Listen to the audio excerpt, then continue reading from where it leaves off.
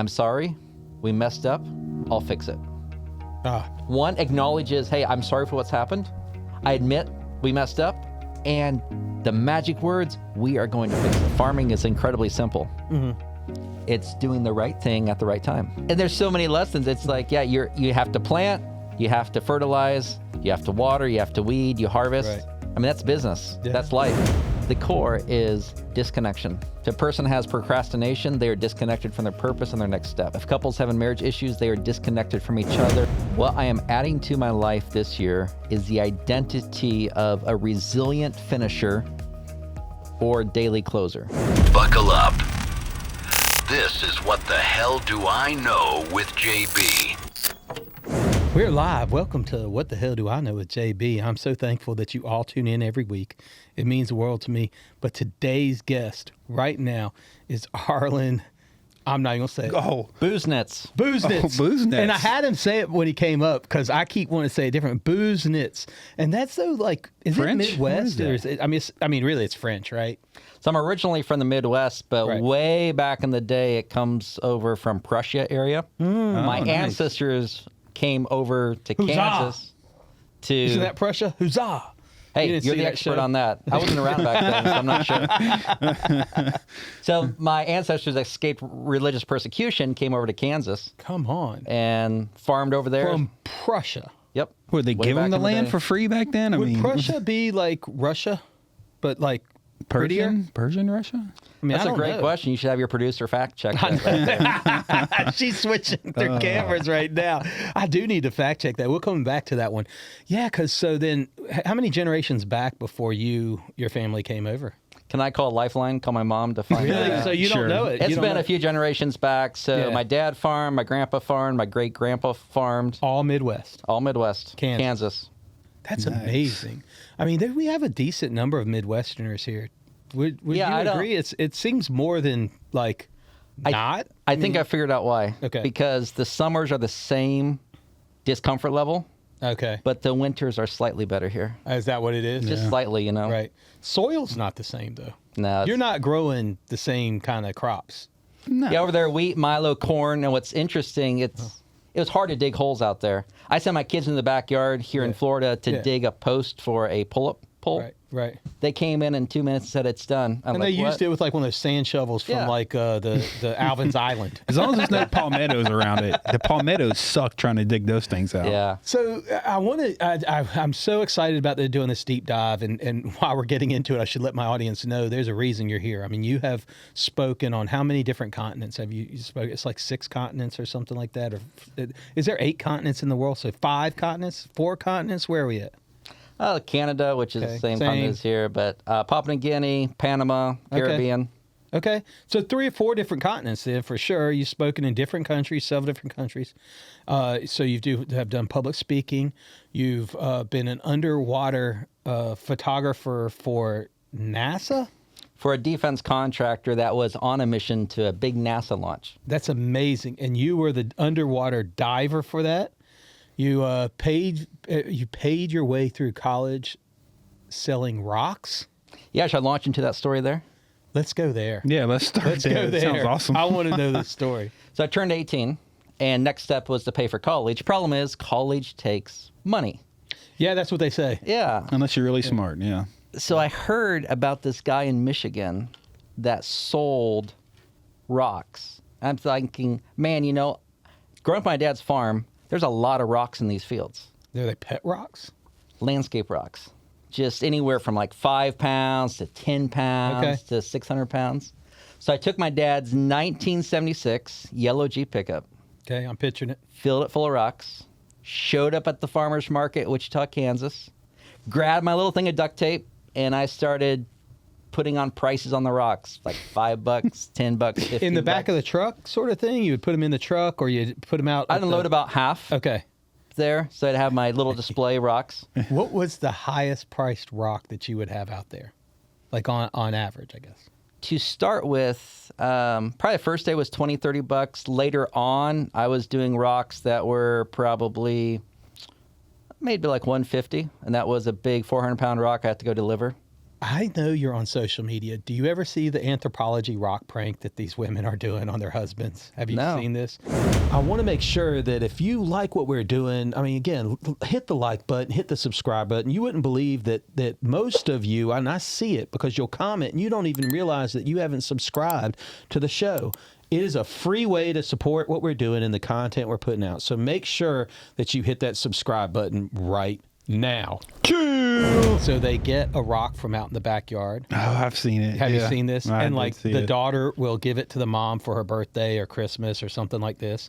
And they open it up and the mom goes, "Oh my gosh, you just gave me the anthropology rock. How much did it cost you?" And like, "Don't worry about it, I got on half price."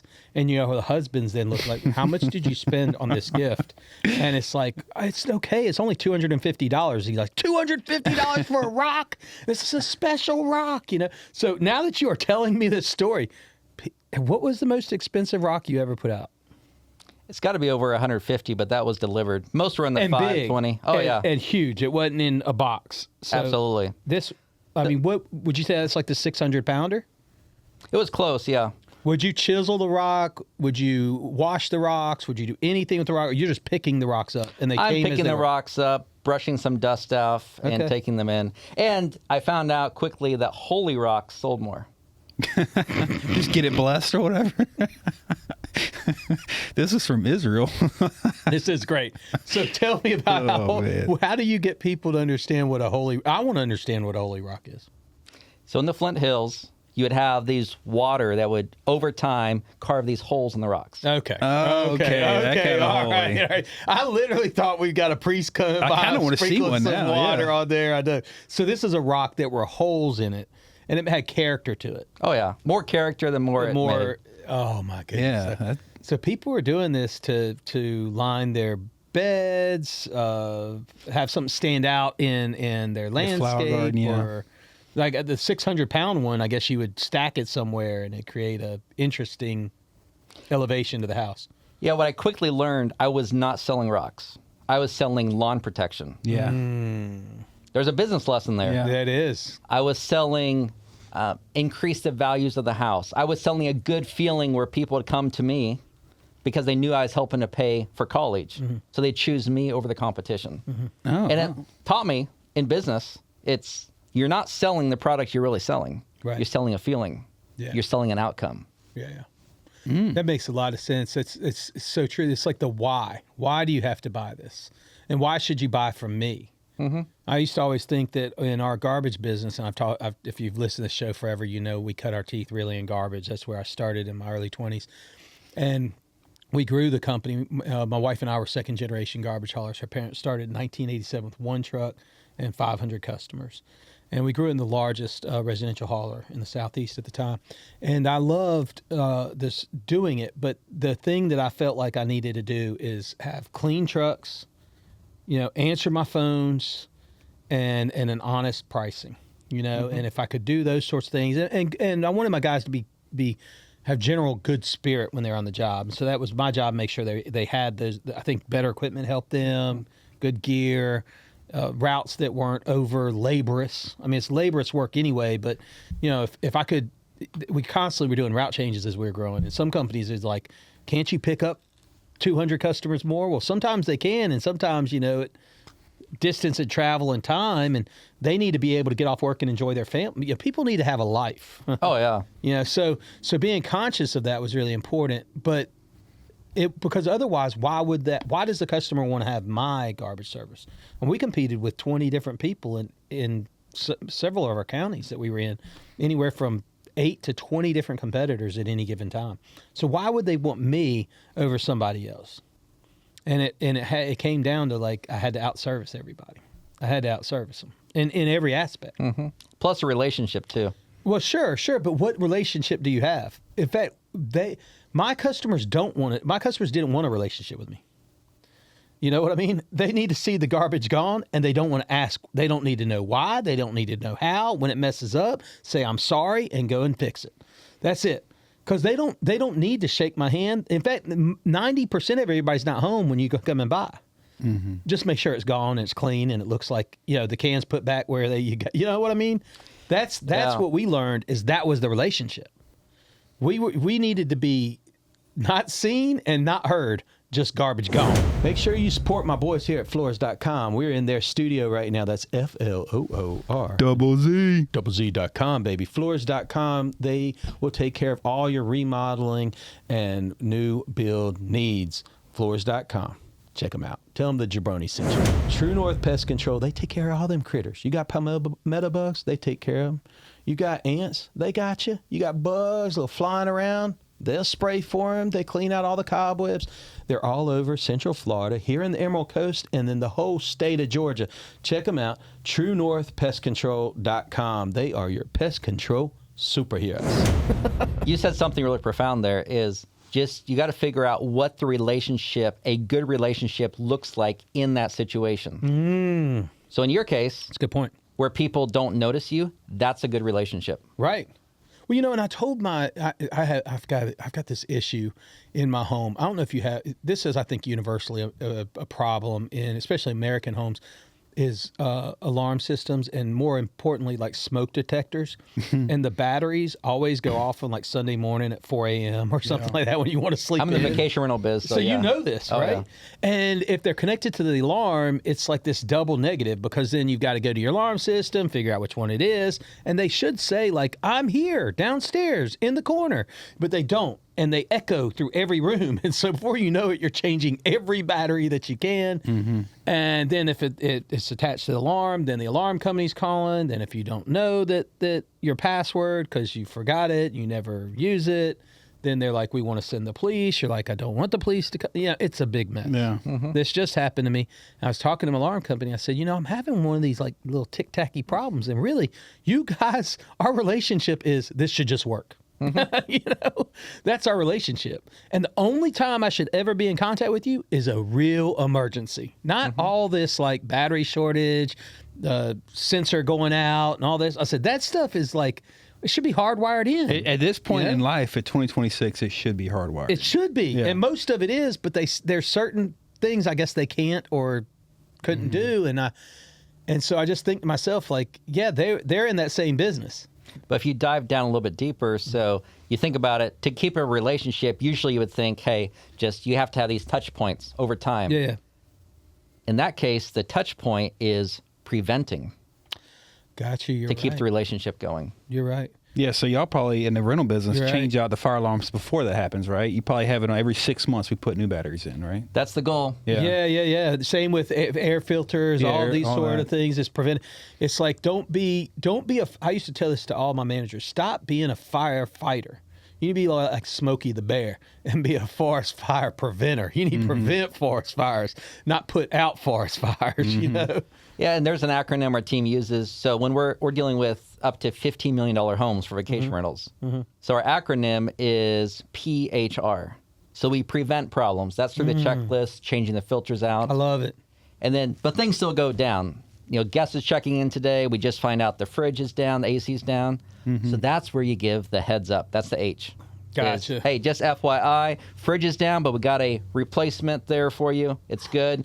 AC But is they know about struggling. it. They can be, Yeah. but you're hitting it They're off. not surprised. Yeah. So good. Yeah. And then R is just be responsive. Just be responsive, keep people up to date what's going on.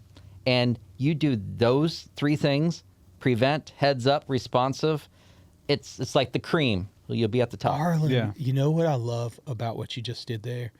And this is what I think people don't realize is, and young folks, listen up. What I love is that you made it so memorable and portable.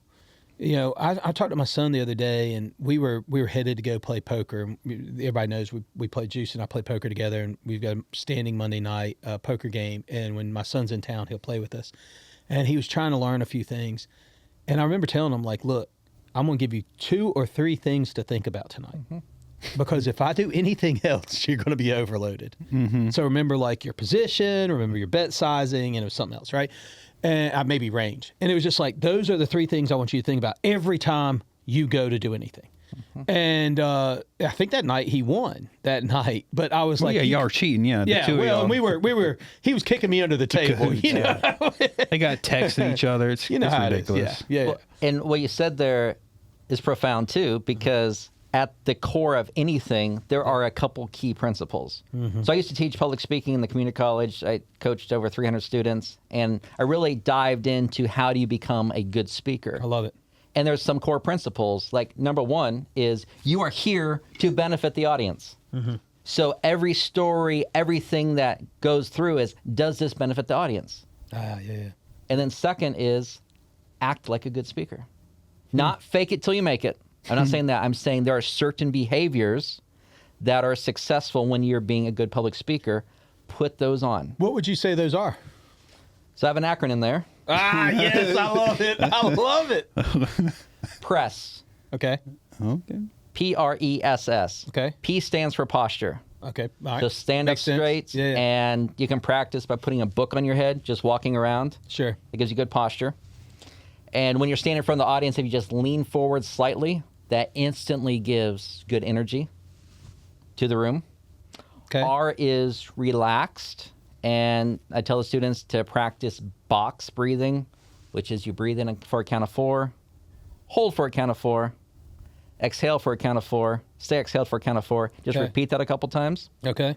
And then just try and act relaxed. Don't have your hands in your pocket. Don't be I'm stiff. fixing my posture right now. Yeah. And then E is eye contact. Yeah. And this right here is the simplest thing, is practice delivering one sentence for one person. That's all you do. You look at this person over here, deliver a sentence, look over here, deliver another sentence. And when I was taking my public speaking class in college, before I left home, I was taking some extra classes. I'd go out in the middle of the field and the cows would come running. And I would Nice. practice training myself to deliver my speeches to those cows. Come on. I love it. I love it. You know what's interesting? When I speak, I always think so I pick right and left side, depending on the room, right? Yeah. So sometimes it's right and left, and then sometimes it's right, left, and center, right? And so I usually will pick about a pattern of about 4 people in each quadrant or each of those 3 areas, and I'm speaking to those 4. I know I'm speaking to everybody, but that's usually I'll make eye contact with those 4. What I found as an audience is that it feels like you're speaking to that person, like everybody. Like if you can make that, so if I'm speaking to the right side of the audience and those that are listening, think of a diamond shape or even a box, and you just kind of turn the box on, one point, just kind of scatter it out, those 4 in that right side, those 4 in the center, those 4 on the left. And so I always find I pick that, and that's what I do as I go through. It works for you. It's like peanut whatever butter works on for you. bread. Yeah. As long as you spread it out, Yep. Spread it one out. sentence per person. Yeah, it's a smart thing. And so that was so That's posture. E. Yeah. Posture, Relax. Eye contact. S. And then smile. Smile. I tell them That's a you good have one. to look like you enjoy being up there. You don't have to enjoy being up there. good. You just have to look like you enjoy being up there. So good. Smile. And then the final S is to speak clearly Yeah. and speak to the person in the back of the room. Good call. When I was age 5, my parents put me in speech therapy because they could barely understand me. I had a speech impediment. I still actually struggle with that to this day. If I get lazy in how I'm communicating, it will creep back in. Really? And there's different exercises. Like one is if you take a pencil and put it in your mouth, like holding it back, and then say a sentence, take it out, say another sentence. That will help open the jaw up. Very interesting. So you have really had to come to the point where you were teaching public speaking. You continue to be a public speaker. By the way, we have met. We've known each other for a while now, but you also emceed the entire conference that I spoke at, and you crushed it, by the way. I mean, Arlen would come out and have great quips in between that took up the dead space, and that's not easy to do. And so I could see your mastery in public speaking when you were emceeing this conference, and it was 3-4 day conference, and that's a lot more work. Some people would say like, and you also gave a talk because somebody canceled, and you gave a talk that was quite well. Always be ready. Well. Always be ready. And that's where, with that, and thanks for the feedback. Appreciate the kind words. When you understand the frameworks, and this is any area of life, but specifically public speaking, when you have a last minute speaking slot open up, I gave an entirely brand new speech customized for that audience because I understood the frameworks of public speaking. And that's the power of thinking in processes and frameworks. So the idea is if you know the framework, now, because I know you're not advocating that if somebody doesn't know anything about the Army, but he understands framework of speaking, they get up there and talk about the Army. So you still have to talk about things that you understand or could be considered somebody that can be relaying something that's positive message. So the framework isn't about what to say, it's how to say it. Is that right? Exactly. So let's actually go to a little rabbit trail. Okay. And when you talk about consultants, you have like a specialist who's maybe knows the content about plumbers and can help plumbers. Okay. A generalist understands processes. And when they understand processes, they can go into virtually any industry and make that company successful because the process is virtually the same in any industry, just nuanced a little bit. Okay, I'm with you. So back to speaking is, with the framework, I could go talk about something I don't know much about, like the Army, and it'd still be good, but it will not be as good or as impactful if I'm not, unless I'm pulling from an area I have an experience in, because there's those nuances. Those little nuances that sometimes the conscious mind doesn't pick up, right? But the subconscious picks up. No, that makes a lot of sense. So we had the posture, relax, eye contact. S was smile, and then the last speak S. clearly. Speak clearly. So I'm gonna try to get it right. Juice, help me out, man. It was posture, relax, eye contact, smile, and speak clearly. Got it. Yeah. Okay. Right on. So I like all that. One thing, what would you say to somebody? Because by the way, I kind of feel like I have an answer for this, but I'd love to hear yours. What would you say to someone that is speaking publicly, and you hear how do they create their own style? Because that is something that I probably struggled with, especially early on speaking. I would hear somebody like Andy Stanley, for instance. And I would want to deliver a sermon just like Andy Stanley delivers a sermon. But I'm not Andy Stanley. I mean, he's got some great points, and I think there's some material you can, adapt. But, I have to be JB. So what would you say to that? So with that, you go back to the basic principles. So basic principle, another one is speak from the heart to the heart. And when you're speaking from your own experience, and when it comes to like on stage, some people love to move, some people don't like to move much. So what's your style? But the key here is if you like to move a lot, you plant and then deliver your point. You don't be walking back and forth. You can move over here, plant, and deliver your point. Or if you're going to stay here, then stay. You can adjust how your arms are. But to answer the question is, get the focus off others and think about, I am here to deliver a message to this audience.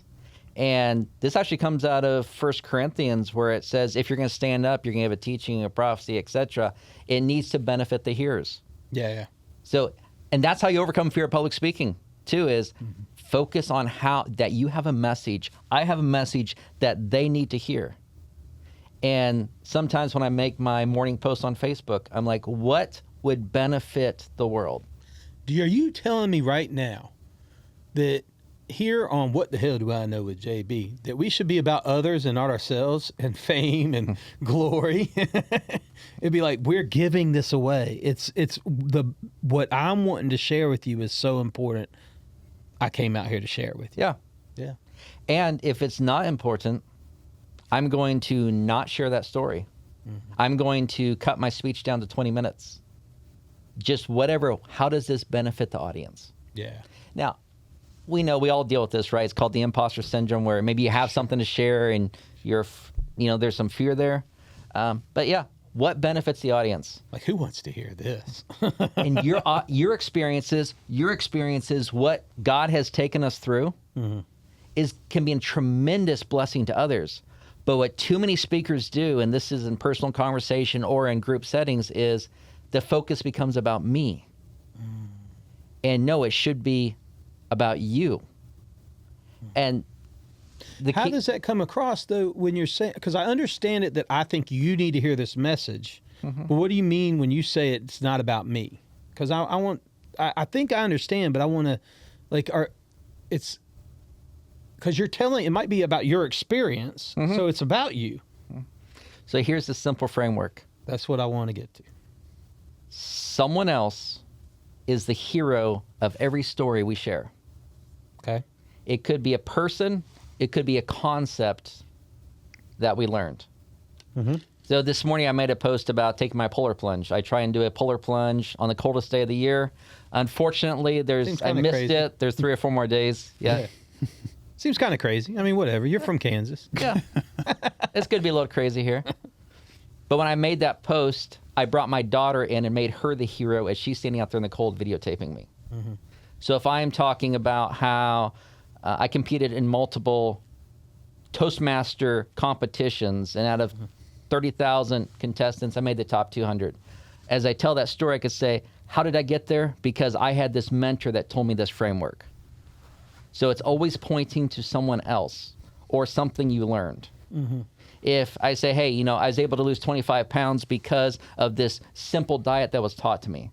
So you're always making something else the hero. If you can't make something else the hero, then probably rethink the story, or maybe you shouldn't be sharing it. Very interesting. I like this, Arlen. I like that recipe because we can be so involved in ourselves. And I think, really, again, the youth, if you're listening out there, and I know we have a number of youth that listen, this idea that you need to focus on others. It's not just focus on others outwardly, but focus on others that are pouring into you, inward, coming in inwardly, and giving credit where credit is due. This idea that you're not the main character. Yeah. Right. That's so good. That we have a mutual friend, Joe.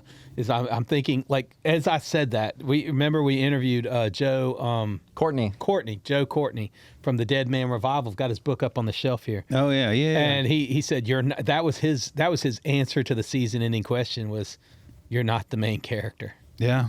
That was his answer. Definitely. So good. Well, this day and age, it is the opposite of that. It seems like so. Right. Yeah. Right. Yeah. And so incorporating those values into your lifestyle, I think, helps you really big. But you're saying if you're in a public speaking world, you should be incorporating that for sure in your talks that you're giving to others. Or really even your conversations on a daily basis. Yeah, or even sales. So I deal with high-ticket sales. Let's tie it into that. As we're talking to owners where Destined Dreamers are going to manage your properties. By the way, just so my audience knows, sorry to interrupt. You are the CEO of Destined Dreamers. I am, yes. Vacation rental company, public speak. You've sold rocks. Right there. We've got a history of your stuff. In fact, if you don't mind, this might be the time I'm going to put up your background that you. Yeah, go for it. Because it's done so well, and I think it's really good. I think people should see all the things you've done, and we'll know why I brought you in today to talk to us. But tie that into sales. Most sales, it's like, hey, bring in the client and then tell them how good you are as a company, right? What's better, because what's happening there is you're positioning yourself as the hero. We need to, as the Story Brand Network, Donald Miller says, is we position ourselves as the guide. So this homeowner has some problems. Maybe it's low numbers on the house. Maybe they're having damage. Maybe it's high costs.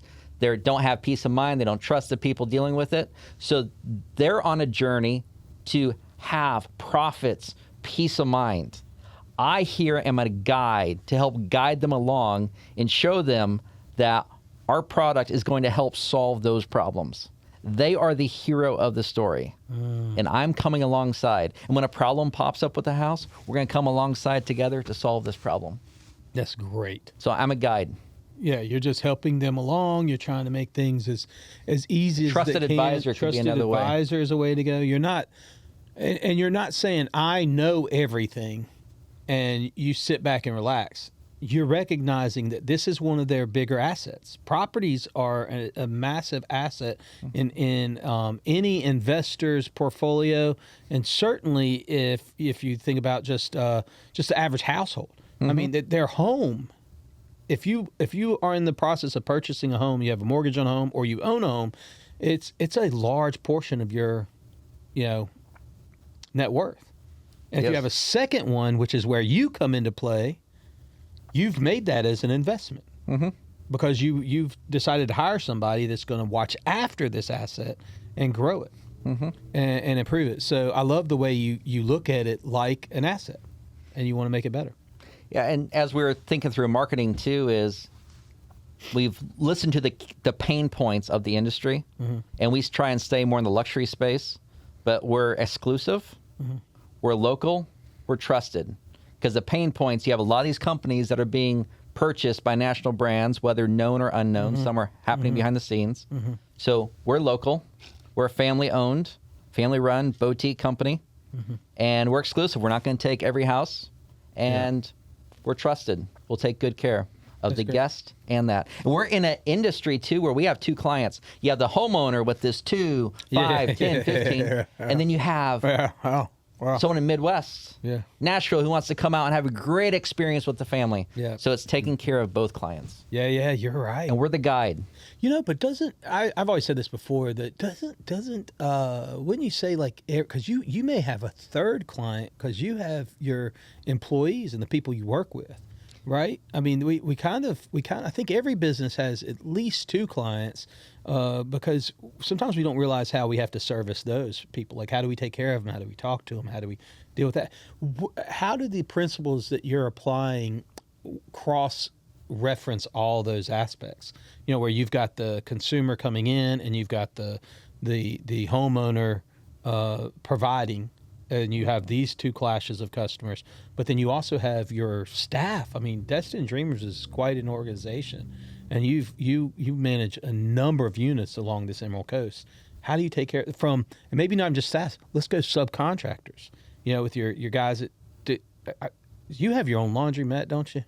So don't call it a laundromat, please. Fair. That's Fair kind of play. like calling a Tesla a bike. You know what? They're not in the same Fair category. play. They both Fair transport, play. but yeah. Fair play. I love it. Good call me out. That's so good. You have your own dry cleaning services. Commercial luxury laundry. Oh, Come on, baby. $500,000 Now iron. that sells for you right there, baby. So the quick overview, then I'll answer the question, is in 2018, Chris Harper launched Destined Dreamers. Okay. I joined when we had 8 properties, and now we're in the mid-50s. And we keep in the whole luxury realm. We had a big issue with laundry, so we launched our own laundry facility. Yeah, that's usually the main problem, right? Is that? Yeah. Elevated laundry services to do ours, and then we do multiple companies along the coast. And then we bought a building and turned the top into Causeway Coffee, which we have people that come in and they claim it's one of the best they've seen in the U.S. Pretty good. So it's pretty come on good out. Coffee. It's pretty good coffee. And that Southwest croissant is amazing. Oh, yeah. Flat out amazing. If you haven't tried Southwest, I haven't been in there yet. Yeah, dude, we're going next. Let's plan a coffee there because it's a good spot. You need to come check it out.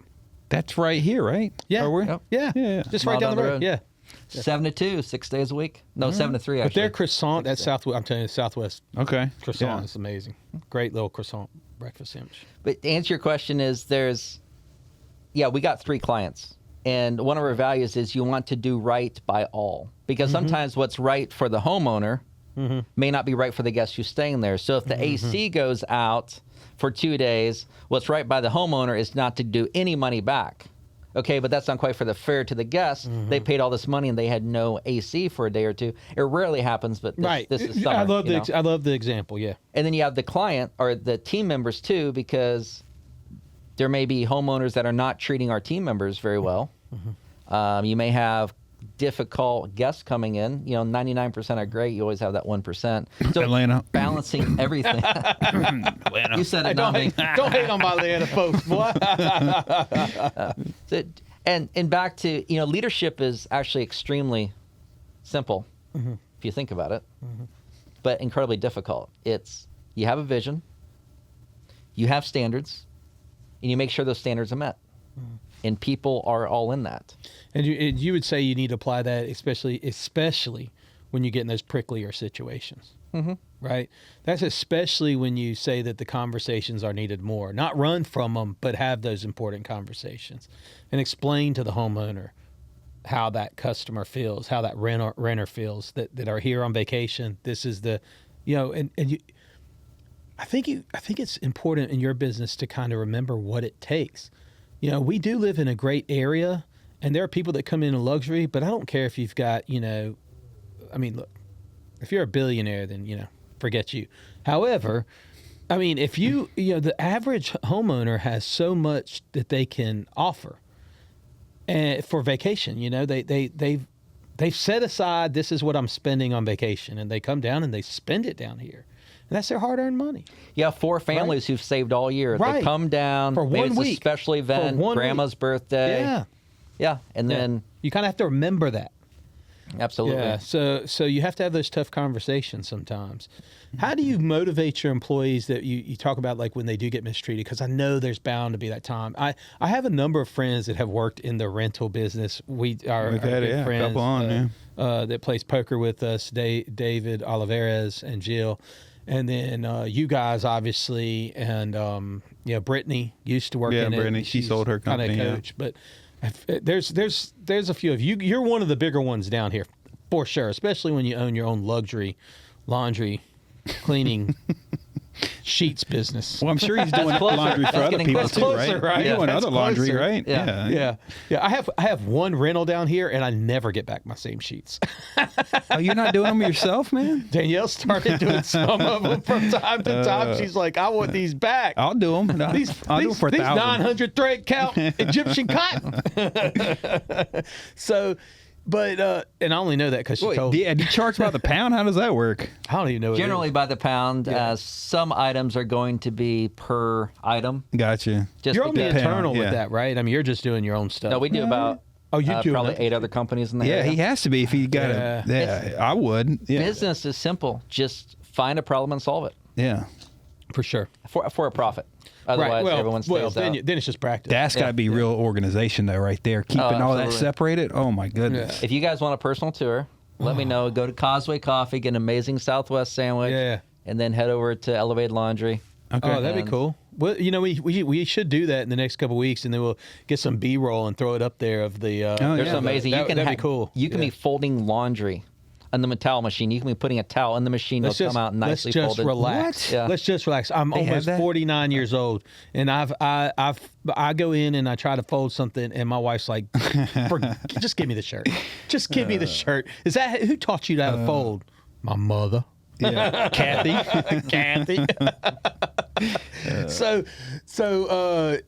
But on employees, we got so sidetracked. Not employees, teammates. Oh, see, I like that. So you're already starting off saying teammates. You're already elevating. Ooh, that's kind of biblical too. Mm-hmm. When Jesus would look at somebody who would be sick, and he would look at her, and I think about the woman that was bleeding and touched his garment, and he turned to her and said, "Daughter." Mm-hmm. Right. That's like he elevated the title right away. I love that. So teammates. So teammates, how do you because they're going to have, like I said, I have a ton of friends. Those renters can sometimes, and y'all know who you are, have unrealistic expectations, you know, and can come in and expect everything to be perfect. I can remember one story Brittany told me about that somebody just, you know, really railed on them because it was the window washing time for the condos, and this just ruined their vacation. It's like, I have nothing to do with this. Like, yeah, they got to wash the windows at some time, and it just landed poorly for you. You know, how do you get them to understand that in customer service? The teammates or the teammates. Yeah. How do you get them to understand that people are going to say things that they have to work through? Does that make sense? Mm-hmm. And then how do you tell them that, you know, that just to encouragement? How do you keep their spirits up? If you get teammates who are wired for that job, that helps. So people in customer service should be wired for customer service. What would that look like? One is they can deal with a upset customer and then shake it off and go to the next place. Yeah, patience. So we're all human. Heavy on the patience spectrum. Yeah.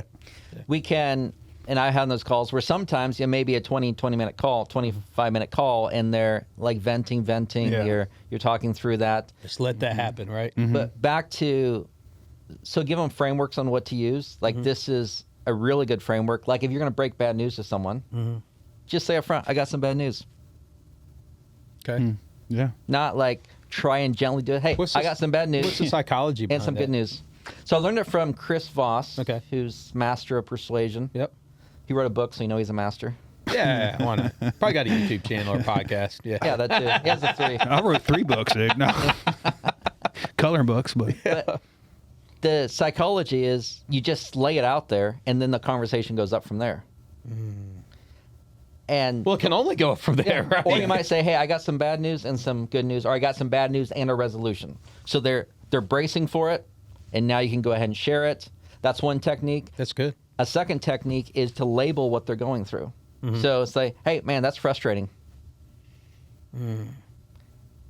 That is, man, that's really irritating. Just label what they're going through. And here's the cool thing. I'll tell you about the first time I discovered this. I was at Black Rifle Coffee, 5:15 in the morning, reading a book.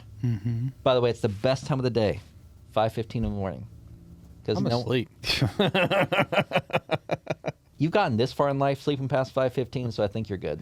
Yeah. No, well, I did a lot pre 5:15. Yeah. So I read in the book about just you label what you think people are feeling, and if you're wrong, they will correct you, and then you'll know exactly where they feel. If you're right, then they're going to feel empathy. So I read that, and later on that day, I'm also a real estate agent. There's a deal that's kind of going sideways. Some things were happening with the builder. The client was getting upset. And I said, man, this is really frustrating.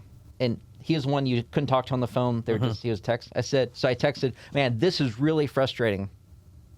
And he came back and said, no, not really, just irritating. Oh. So see, now I knew where it was at. Good call. Yeah. So start with the bad news, or say, I have some bad news. Okay. Second strategy is you just label their frustration. I love that. I really love that. And then, if you did nail it, then they're commiserating with you, right? Yeah. It's like, okay, yeah, I need to get something off my. It is very frustrating. That's who was it? It wasn't Napoleon Dynamite, but the other Napoleon. The one that conquered Europe? No, or Dale Carnegie. Went to It's Persia? probably Dale Carnegie, Yeah. but there's another guy around that time, Napoleon something or other. Not Bonaparte either, but around Dale Carnegie, I know maybe it's How to Win Friends, Influence People, but it was one of the things to do. You take the air away if you just apologize. Sometimes that's for us in customer service. I can remember people. I could tell you almost couldn't make it in customer service if our guys would always mark when they would go through their route books on their routes. They'd mark if you didn't put your garbage out in time. And they would say, I was here by 8:15 or whatever. They'd put the time on it and they'd move on because the garbage wasn't at the curb.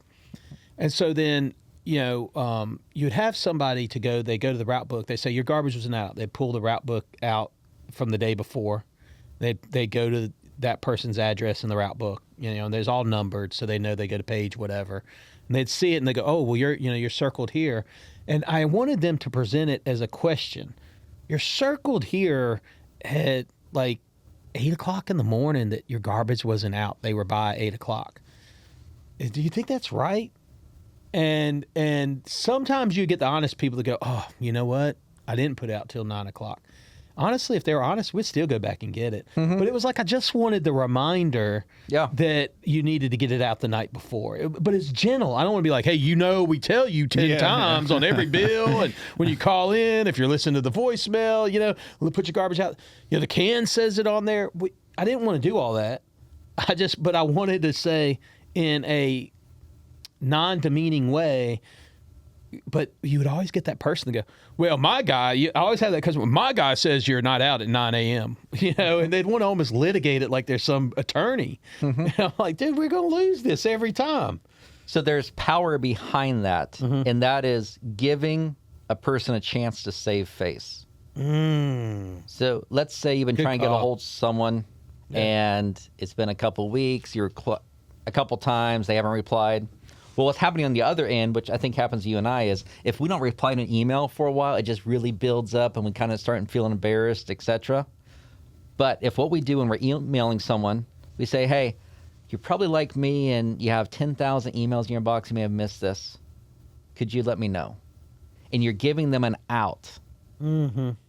And the exact same thing we're doing, a chance to save face. Hey, That's what I do all the time with invoicing. Because when they don't pay an invoice, I'm like, hey, it might have went to spam. We just check. That's exactly what I said. That's really good, Yeah. Juice. That's great. Yeah. yeah. You're not accusing. Yeah, I'm not. I mean, and I can see that they viewed it because it shows me that. I'm like, just let y'all know. I know y'all seen it. And I still ask if it went to spam. And this So good. This goes into a little side point, Yeah.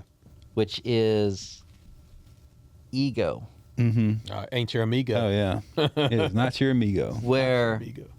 when a person has an inflated ego, in any situation, they only have a few plays they can run. Where if someone has humility and a healthy ego, they can run hundreds of plays. So here's what I mean. That's so good. That's so good. And I do want to hear what you mean. So let's say something happens.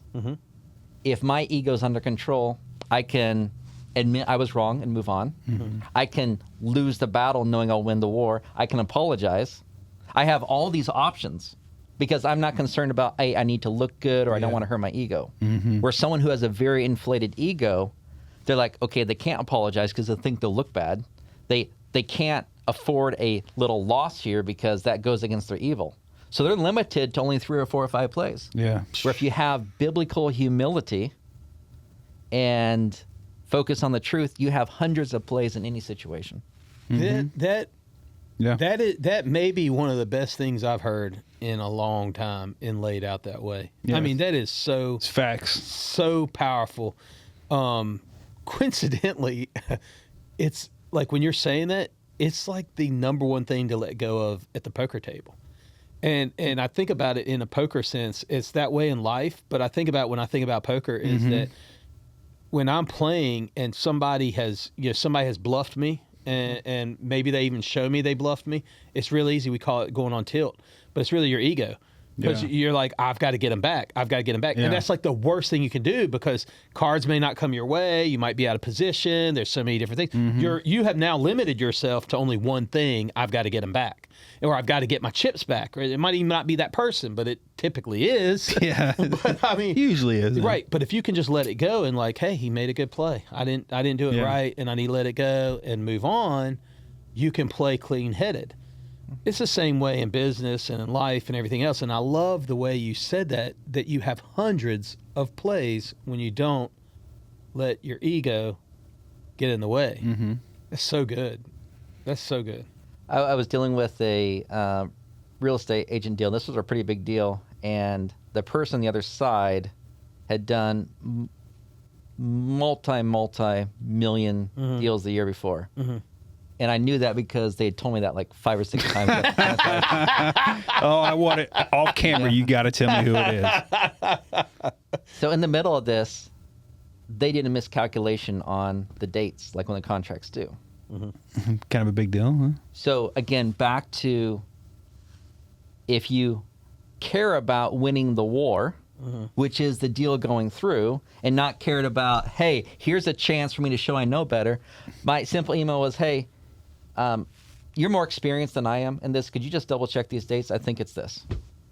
Perfect. Stroking the ego a little bit. Yeah. And then everything moves on. Get a Well, it resolution. doesn't matter to you. You care about you the don't deal care. getting done. You care about your reputation. You care about it's not even your reputation. I would go a step further. All you care about is the deal getting done for your client. You care about all involved having the best outcome. Yeah. But it improves his That's- reputation. But it improves your reputation. Because of that, it does. Yeah, it does. Well, what was it?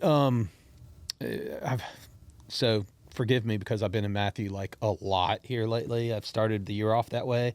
So after I work out, I get in the sauna. I go with Danielle. I got the sauna for Christmas, and I get in the sauna for like 15, 20 minutes because I hear it helps against like heart disease and all. That's what the sauna company says, yeah. Yeah, my doctor told me this too. By the way, my doctor. This comes from a real medical doctor. I mean, what the hell? These these doctors guys, online. But yeah. But in the sauna, I turn it. It's Bluetooth. Has Bluetooth, so I connect to it. and I hit the Bible app and I just hit play. Okay. And so for 15, 20 minutes, I'm like, it's all in Matthew right now. But it's that seek ye first the kingdom of God and all his righteousness, and then all these things shall be added to you. And so it's like this idea of like, if I put his will first, if I put him first, whatever it is, and it actually comes from, because it's like, don't worry about the birds of the air, and doesn't the Heavenly Father clothe, and and all this, not worry. But it's not, I don't think it's so much you don't have anxiety. I think it's to like stop focusing on world things, seek me, and yes, you will. I will provide. Now, things will be added to you, and it doesn't mean, again, you don't need to work. It doesn't mean all these things. It's just put God first and don't get caught up with the rat race, so to speak. And I love how you presented that in a way that you can be extremely successful in biblical principles. I mean, look around. People, I mean, when those in my life that I see that walk with biblical principles and love people really well and treat people kindly and walk in humility, they tend to do better in life in a lot of areas. I mean, not just business, family, personal, and all of these things. Yeah, God's principles work, but here's the thing is, let's say a person's applying biblical principles, walking with Christ, and they don't have this massive money success. They're still a success in God's eyes. Oh, money doesn't bring success. And they probably raise great children. That's all that matters, right? Is your family. That's all that matters. That's all that matters. Yeah. I mean, listen, money certainly makes certain things easier. For sure. And I'm not telling anybody to not be successful in a worldly view, but not giving up your soul. Well, that's biblical too. Like, what does it gain to have everything, but you lose your integrity? Yeah, so let's dive into that verse a little bit more. And just a little backstory is, a couple of weeks ago, I bumped into someone at Causeway Causeway Coffee, that's been successful in this industry, history. And I said, hey, tell me your couple good piece of business advice that I can use to help grow Destined Dreamers. And I had my pen ready and everything. He said, all right, 2 things. Number 1, read your Bible before you eat every morning. You can have coffee. Okay. Read your Bible before you eat so you can get downloaded from God, learn God's principles, grow that relationship. Number 2 is that Matthew 6:33. Seek first the kingdom of God, and all these things will be added unto you. Yeah. And if we dive into the verse more, what's interesting is when we get behind financially, when we get behind time-wise, we take the things of God, whether it's spending time in the Word, whether it's fellowshipping with other believers, whether it's helping others with their money, and we put that towards the bottom. Yeah. And God's saying, no, you make me a priority, I will take care of everything. Yeah, for sure. I totally agree with you. And those that are listening here, and I know we're getting into the faith-based side of things, I just want to also give you some grace too. Because I talked to somebody the other day, and we were talking about it, and we were having this kind of moral, ethical discussion. And he was agreeing with certain things I said. I'm so glad that we have the same moral values, and that you love Jesus and you want to love people like Jesus loves people. It just makes me feel so good to know that we care about this situation. And he goes, well, I'm not even religious. And I said, actually, because I believe in Jesus and all that. I said, but how do you treat people? How do you do this? So it's very funny. So if you're listening to this, I do think diving into Scripture is important. But by and large, most Christians don't read Scripture. So I'd encourage you to. I'm telling you, it's fascinating. Matthew's fascinating, and you should hit the Audible version on your Bible app, because I like when they read it to you, the pages almost jump out. So Morgan Freeman. It's wild. Who's reading it? Morgan Freeman. It's like I've got this deep voice going on. It's not a Morgan Freeman, but I need to switch to that or something, because it is fascinating when you hear the stories instead of me reading it, hearing somebody else reading it. It's changed. Even for me. So I do this every year. I get into different books and different stuff like that. But I just want to give you an outlet, because I told this person that how you interact with each other, by and large, is an interaction with God. Because everybody's made in the image of God, and we're creatures of God, and we have this soul and this spirit. And so when I see somebody, how I interact with them in grace and humility and love, that is an expression of faith. That's how we love God, is how we love others. Exactly right. We don't love others, we don't love God. Exactly right. And so I'm not telling you that you shouldn't add prayer into your life, because I think prayer moves the needle. I'm not telling you that you shouldn't read Scripture, because you should. And I think that it will develop it'll ingrain a piece in you better than you'll ever imagine. And I'm not telling you shouldn't be in relations with other Christians and have these deep conversations. I'm saying you should. But I just want you to give you some grace too, that if you feel like you're not doing those things, there's no shame in the game. Just get in it. You know what I mean? Well, look, every Sunday afternoon when they play football, none of those quarterbacks are perfect, but they go out and they try. That's right. So, look, we all fall short. 100%. And that's where God's grace comes in. That's exactly right. Heard another tip on customer service. Perfect. From a banker. I had a piece of real estate under contract for a buyer. Okay.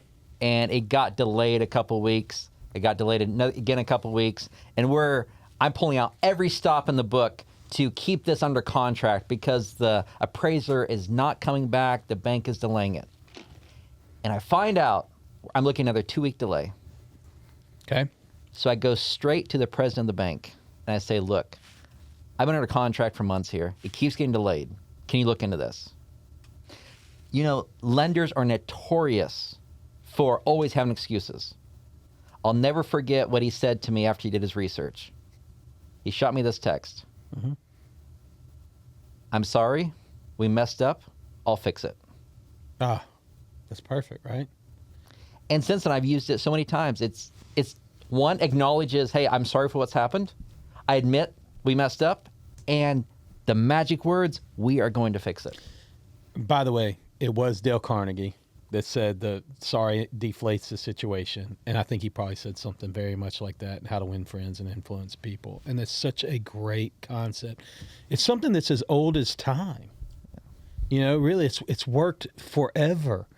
C.S. Lewis would have quotes that would be around those sorts of things that we wouldn't see the exact same way as capitalism is developed.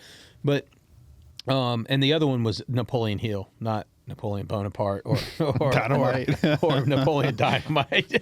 Well, Danielle didn't chime in. She should have chimed in during the That's right. thing, That's so we right. could hear her voice. But so it's so good. But those, in fact, young people, if you're listening, check out Dale Carnegie, check out Napoleon Hill. They how to start living and how to quit worrying and start living. That's a great book. I mean, there's just some. You will relate to it more than you think. Blow the dust off your dad's library, old dad's library or whatever, and grab that book out there. Great insight into the customer service. I know you're from Midwest. We've had Midwest people on there. What is it about Midwest people that have this kind of salt of the earth? Because I feel like Midwest sometimes fits like right in with the Bible Belt. You know, the Bible Belt I see kind of coming from like the Carolinas, you know, and hitting Florida, but only North Florida, and then skirting right across into like Louisiana to Dallas, and then it starts fading off. Like I don't ever see it like hitting Kansas, and in my mind, the way that I grew up. But it feels like you guys have a lot of the same values as this Bible Belt that I grew up in had. Was that true? Am I off or what? Midwest is different. Mm-hmm. It's interesting. So you take, I had a pastor friend who pastored out in New Jersey. Yep. And he said in New Jersey, he knew exactly where people stood. Right. Yeah. You know, they just said it where in the Midwest. They showed it with their fingers. Yeah. In the Midwest, it was, they'd be nice about it. And you weren't quite sure where people stood. You had to really drag it out of a person. So you had those different flavors going on. Now, as to the why, you can go back. There's a couple different influences where a lot of the Midwest was based in agriculture back in the day. Yeah. And when you're not, when thriving is surviving. And what I mean by that, if you're on the farm and your crops and your animals and you make it to the next year, that is a success. Mm-hmm. Now it's a little bit different with the commercial farming, but back then, if you did not starve, if your animals did not starve, if you could make the payments this year, that was thriving. Mm-hmm. So sometimes it's more just survival mode from way back that still has some impact today, where if we maintain, that's a success. So you have that aspect coming in. You have some of the agriculture aspect. You have some of the Christian biblical values coming in. You're going to have some independence because when you're out on the farm, you're more independent. You have all these different flavors. Yeah. That there can be many different reasons for that.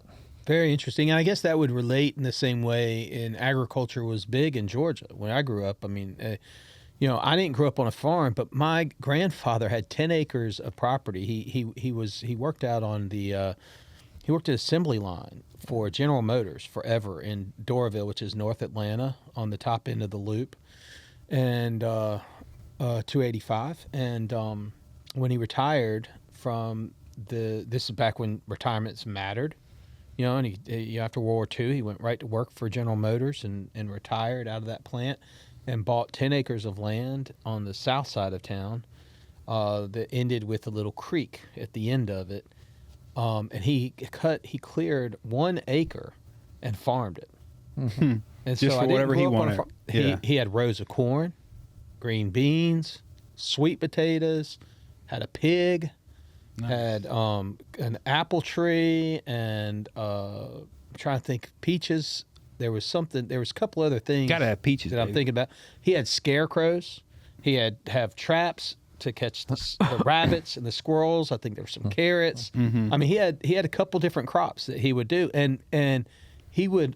I can remember us canning vegetables and doing all that stuff, and then he would take bushels to the farmer's market and he would sell it, to other local farmers or whatever to kind of move it so it didn't perish. He was so proud of being able to do that.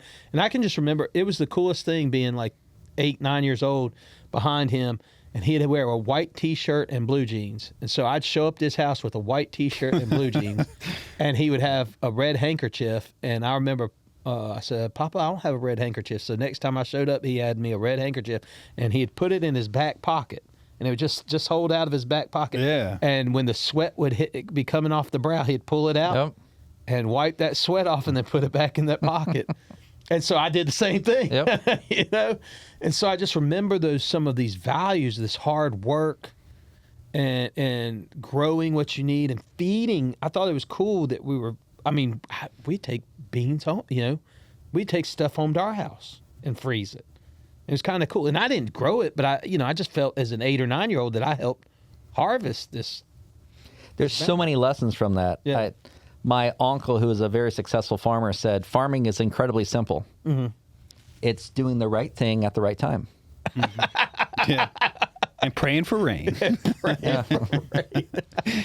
And there's so many lessons. It's like, you have to plant, you have to fertilize, you have to water, you have to weed, you harvest. Right.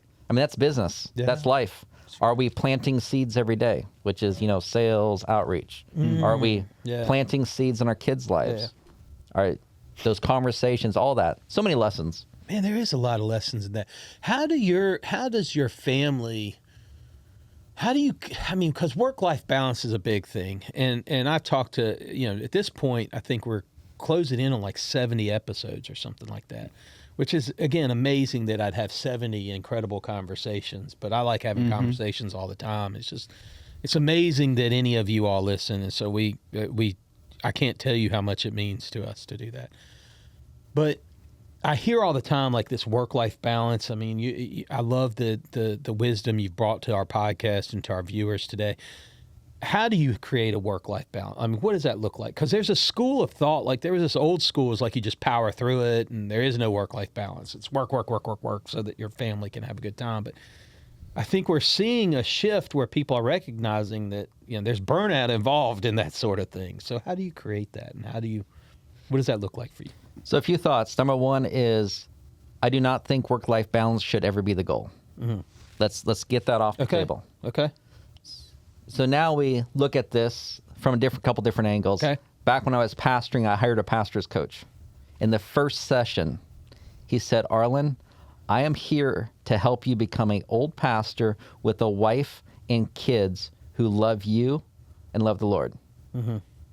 And so you think about the ultimate goal here is not work-life balance. Mm-hmm. It's that we are spending enough time with our kids and our spouse with the end goal that the kids are well-established or walking with the Lord, that we have a fulfilling marriage. And that's going to look different to everyone. So if I was to understand and reposition what you just said, would it be a fair thing to say that the idea is not, so this work-life balance is kind of a fallacy, and it's because your intention should be to set goals for your family, really around that Matthew 6:33, seek first his will for your family. That you want to raise your children to know the Lord. You want to have a family atmosphere, and that's going to be intentionality that's going to have to be applied into the family. Yes. So having a balance that's fair isn't there. If you put that first, that doesn't mean you don't work really hard too. Yeah. Another way to look at that is one, take one day off per week to recharge. And my dad, we never worked on Sunday growing up. Okay. We do extra chores, so we didn't have to do it. So it's just a total day of rest. Something we've been practicing now as a family is we'll do supper to supper. So Saturday night, dinner to dinner. Okay. You know, after that, my cell phone goes into silent mode. Okay. If work has to get a hold of me, they can call me twice. It gets through. Yeah. So you take one day. This is the recharge physically, spiritually, mentally. So you have that. And then second is prioritize the kids and the wife and the personal. So what's that look like for this week? So the wife has, her needs are being met, the kids, and then also you have some time to recharge personally. Then after that, why not work the rest of the time? Okay. Because someone says, well, Arlen, why are you working on Saturday? Yeah. You want me to go watch Netflix? I mean, which is better? And you have to on Saturday. It's turnover day. Yeah. I mean, you have to. Guest checking out, guest checking in. And that's not to, we understand kids always use more time, always that. But having that conversation with the kids and the spouse, like, what's going to make you feel like, hey, you're loved. This is, carve out that time, make that a priority. Then the rest of the time, do projects, work, however. Right. Yeah. So carving out the time, super important. Being intentional with your time is what I'm hearing you say with your family. You know, FaceTime. And then when you think about quality time, which I've heard it. Sometimes I think about this idea of quality time, but sometimes I think it's just time. Like I think my kids needed my time. They need me to be in front of them, and they needed to hear me. You know. Because I don't know, like, what is quality time anymore? Like, it almost puts this higher expectation on the time. Like, I'm gonna do so. I've got to prepare a 8-point agenda for our Sunday. Yeah. It's not easy. I think instead of quality time, the key word is present time. Present time. Yeah. So present time, I may play Madden football with my son, whose love language is time. Yeah. Okay, so that's that. And then I know other husbands deal with this too, where I think it's a waste of time to go watch a 45-minute TV show. But if my wife wants to watch and I'm sitting there watching it with her, and we've compromised where I can be reading a Kindle during that time, you can, some of the things that we may think are a waste, they're feeling that quality in the relationship. That's interesting. You know, my wife and I take this isn't therapy at all for us, but it is. Weirdly enough, I won't tell her what you're about to say. She'll know. She's listening in right now. I'd like her to chime in also at some point. She should chime into this. But we watch a lot of the Real Housewives. Oh my God. Yeah, it's a guilty pleasure. I know. And we watch like I think that what were the other one we were watching just the other night? Love Island. Salt Lake City. It was Salt Lake City, and. But what we do is that it's like if it's an hour show and it's on DVR, so call it 40 minutes maybe. Yeah. It'll take us about an hour and 20 to get through it because we pause.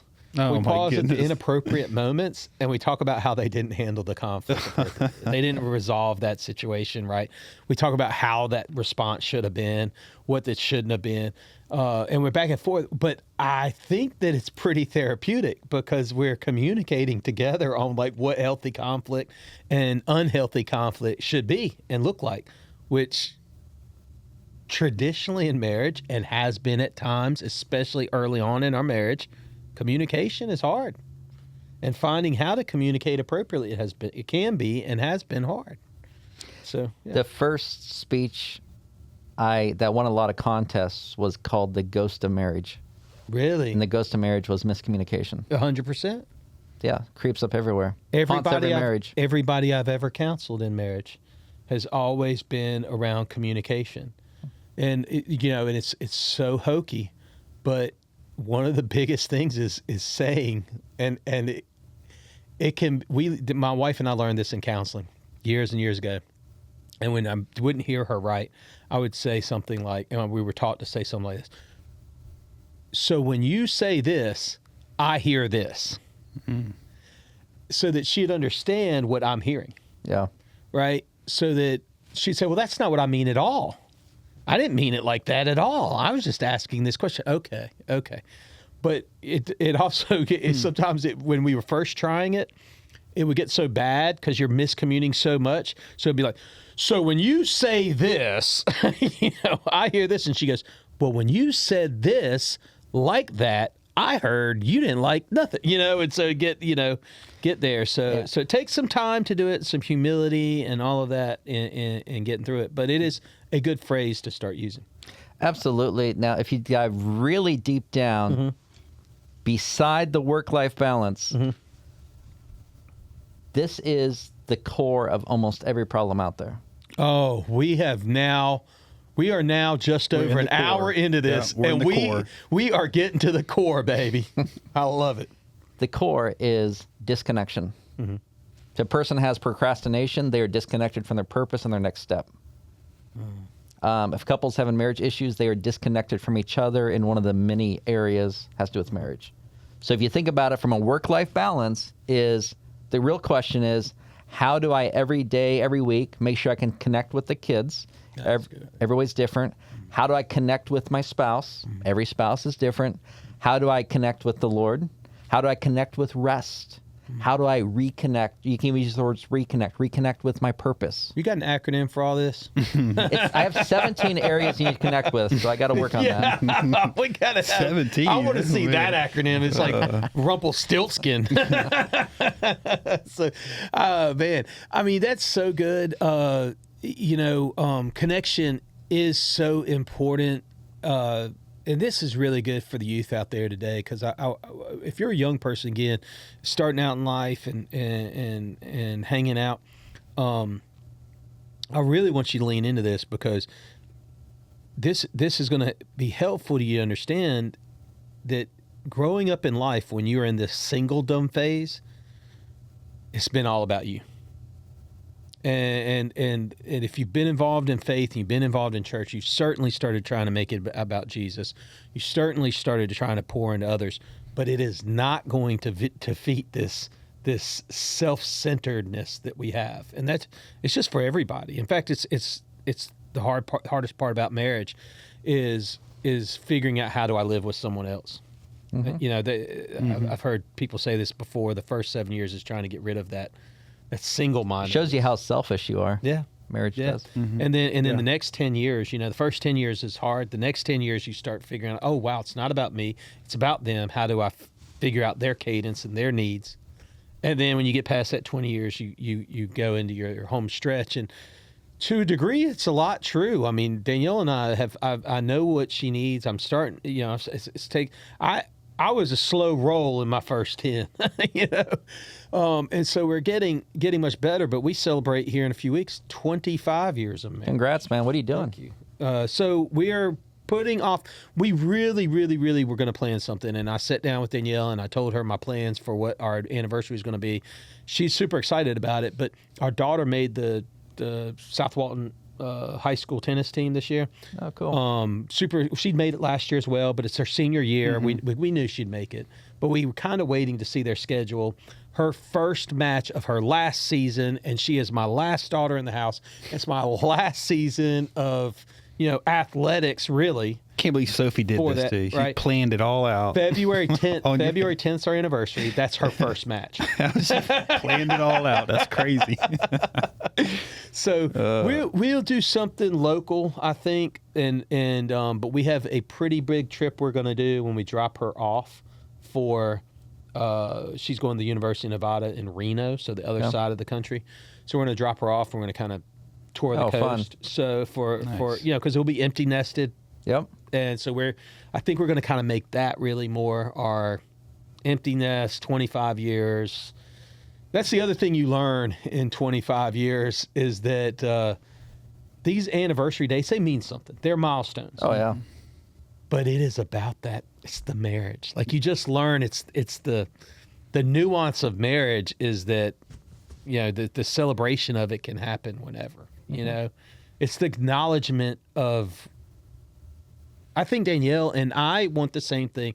I believe she wants me to know and acknowledge that date and make that special and know that there is something planned for it versus like, not, having to just absolutely have to do it, on that day or whatever and move heaven and earth to make it happen on that day, So, absolutely. If you can celebrate a birthday 2 or 3 days on each side, it's really helpful for life. Sure. Well, early on when I was in my 20s, if I had a birthday start on a Sunday or Monday, it's a birthday week. Yeah, that's the whole week for sure. You found the excuse. But yeah, it comes back to connection. It's what's it look like so I can be connected in all these areas of life? Get work-life balance out the window, and then connect to these 17 different areas. That's such a great point, for sure. When you're talking about connection with that, what are some of the practical things you would say people can do on a daily basis to connect better with their kids and their spouse? I think it starts with connecting with themselves in the morning and connecting with the Lord. And you've said this a couple times. And specifically, it's maybe it's just taking everyone's morning routine should be different. Maybe it's just sitting there thinking, praying. Maybe it's reading a book. I tend to read Kindle books in the morning. Just taking some time to yourself to just get orientated, reconnect. Any good books you're reading right now? I was reading the one by The Diary of a CEO, which has been really good. Stephen, I can't think of his last name. I read like 3 or 4 at a time, but that's one that's popping out. One of my top books I'd recommend from last year. I follow his podcast, so it's great. Book's great. Yeah. But with the spouses, every spouse is so different. So even having that conversation, what do you do? What can I do to make us feel connected? And maybe that's coffee in the mornings. Maybe that's going out dates. Maybe it's for sure spending time every day just to reconnect about the day. This gets a much deeper thing, but I'm a firm believer that, especially if you're in business, you have to protect what you share with the spouse. I don't think you should hide things from the spouse, but there is a lot of stuff that goes on that maybe what always happens in the kitchen doesn't need to add stress to the wife. Don't hide things, but just to protect and steward her heart is being wise in how much is shared. Yeah. So, and I assume she doesn't work in the business with you then. No. Yeah, so that would be where she doesn't have to hear about every problem that there is. Yeah. Which the difference for Danielle and I is we like do everything together. So, and that's why it's so different. Yeah, so much so flowers. It doesn't work that way. But I think one thing we've learned is she has a lane and I have a lane. And so that's been better for us to say like that you got this, and I know you've got it, and I can trust you. I can trust you with that, and she can do the same in certain things. And then we understand. Obviously we're constantly talking about the situation so that we're on the same page. But if we're negotiating something, I know her lane and what she's going to crush on, and so and I just stay out of it. There were times I feel like, especially as a dude, I mean, you grow up in the thing like, I got it. I know what I'm doing, and you start to realize like, she's smarter than me. and see, and that comes down to the principle. The principle is we're supposed to steward our wife's heart. We are to love her in an understanding way. And what does that look like? And with the kids too is every kid's so different. What can I do to connect with them? Maybe one, it's conversation. Maybe you're sitting on the couch and reading a book. Maybe it's playing Madden football. Yeah. Just big things. Be intentional. Yeah, no, and you're totally right, parents. I think if you're listening out there, you would understand. And honestly, if you're a young person and you're a child and you're not yet a parent, I think you need to hear this too, is that we recognize that your brothers and sisters are totally different. You're totally different from each other. And one of the things we try to tell our kids, and especially now as they're entering adulthood, is we see their needs are extremely different from us at different times. that I have a son about to graduate from college. I have another daughter about to graduate from cosmetology school, and where they're doing, and they're both thriving differently. And then I've got a daughter that's graduating high school, and the needs they need financially, spiritually, emotionally, whatever, are different in the help they need from us. And so we're starting to say, like, we're just going to do what's right for you at that moment, and just know that we love you. Because my wife and I just had this conversation. Her parents used to, and they're great people, and I love them, and God bless them. They both have unfortunately passed away, and I miss the ability to have moments, and I know she misses the ability to have moments of talking to them. But they would say, growing up, to her that they kept every Christmas and all this, equal. Everything was always equal. I'd pay, do all that. And she was like, but I would see the disparity. I would see sometimes where she got growing up $100 for good grades, but her brother, he needed a little bit more. She wanted to do the right thing. He was kind of, going off the edge. And so it's like, look, if you could get just all C's or above, we'll get you a new set of golf clubs. And she's like, wait a second. This isn't even Steven. But it was maybe what he needed. And I think parents sometimes, and so I think you've just got to throw this even Steven. I love all my children immensely. I'd lay my life down if I needed to for any of them, and I know my wife certainly would. But which one's your favorite? Yeah, no. Well, it depends. It depends on what day of the week it is. Who's calling me? And there's a 3-part framework for this whole thing here too. Yeah. So number 1 is to remember the hourglass. So you've seen those hourglasses where you have the sand at the top, and each sand dropping through, and eventually it runs out. No, I think it's good. The young people, they don't know about an hourglass. It's a digital age, so yeah. And just realizing the point is we have only a certain number of moments left with our kids, with our spouse, with our work, life here. And being a chaplain back when I was on the fire department, back pastoring, is you would roll up in scenes where someone was driving down the road, and then that was the last drop of sand. So putting that in perspective, even not thinking about the death for a moment, but our kids are going to leave home at some point. There's only so much. And then the second thing is back to what Jesus did. Jesus treated each person how they needed to be treated. That's right. You're exactly right. You are totally right. When you see, again, I'm going through Matthew right now, and you see these different miracles and what certain people needed, they needed to be healed. And certain people needed to be loved. And certain people needed food. Sometimes he asked a question. Sometimes he was silent. Sometimes he gave a lecture. Sometimes you need to cast out a demon. Yeah. You're exactly right. And the third thing, and this is super helpful for all of us who are probably maybe workaholics, is when you get home from work, go through a 5 to 10 minute transition. Maybe it's journaling. Maybe it's just listening to something, but you are look at it a different way, is you have a superpower suit. You have a hero suit that you have to wear at work. When you come home, you put that aside, and then you take on this new identity, this new suit of father, husband. That's good. That's good. I like that.